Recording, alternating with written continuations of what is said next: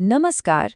आज हम भारत के इंदौर शहर में हुए एक ऐसे जन स्वास्थ्य संकट की बात करने वाले हैं जो सिर्फ एक लोकल घटना नहीं है, बल्कि ये एक बहुत बड़ी और गंभीर कहानी बताती है। तो चलिए इस मामले की तह तक चलते हैं। 10 ये सिर्फ एक नंबर नहीं है। ये उन लोगों की संख्या है जिनकी शहर की पानी सप्लाई में हुई एक भयानक चूक के बाद जान चली गई। ये एक आंकड़ा नहीं बल्कि एक बहुत बड़ी त्रासदी है। तो सवाल यह है कि आखिर ऐसा हुआ कैसे?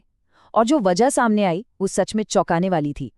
पता चला कि पीने के पानी की पाइपलाइन में सीधे टॉयलेट का गंदा पानी मिल रहा था। जरा सोचिए, ये कितनी बड़ी प्रशासनिक लापरवाही थी जिसके नतीजे इतने जानलेवा साबित हुए।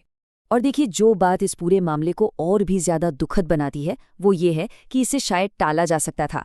वहाँ के रहने वालों का कहना है कि वो महीनों से इस प्रॉब्लम की शिकायत कर रहे थे, लेकिन उनकी आवाज़ पर किसी ने ध्यान ही नहीं दिया, उसे अनसुना कर दिया गया। अच्छा, जैसे ये खबर फैली ना, तो इस पूरे संकट ने एक राजनीतिक मोड़ ले लिया। और इसके सेंटर में थे एक बड़े सरकारी अधिकारी जिनकी प्रतिक्रिया काफी विवादों में रही।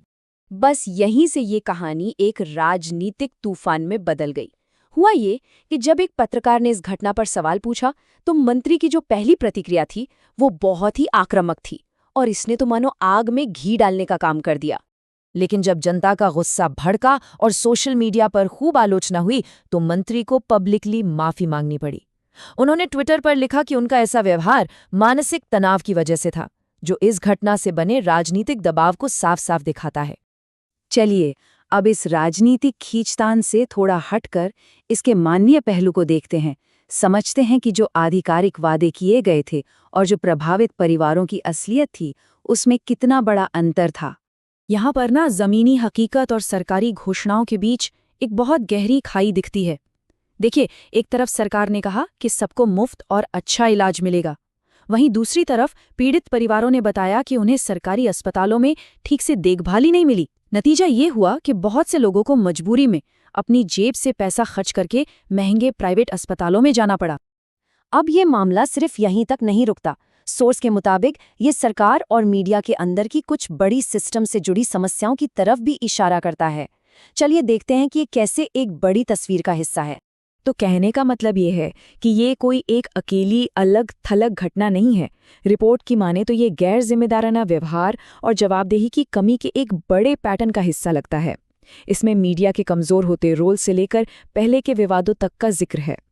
तो चलिए अब इस पूरे विश्लेषण के आखिर में आते हैं और समझते हैं कि इस सोर्स मटेरियल से हमें आखिरी सबक क्या मिलता है। तो अंत में निचोड़ ये है कि ये सिर्फ एक टूटे हुए पाइप का मामला नहीं है। असल में ये जिम्मेदारी की एक टूटी हुई व्यवस्था को दिखाता है। एक ऐसा सिस्टम जहां नागरिकों की सुरक्षा और उनके सम्मान को कहीं ना कहीं नजरअंदाज किया गया। और आखिर में ये पूरी घटना एक बहुत ही ज़रूरी सवाल हमारे सामने छोड़ जाती है। ये हमें सोचने पर मजबूर करती है कि जवाबदेही मांगने में नागरिकों की खुद की भूमिका कितनी अहम है, क्योंकि अगर नागरिक ही सवाल नहीं उठाएंगे तो फिर बदलाव की उम्मीद किससे की जाएगी।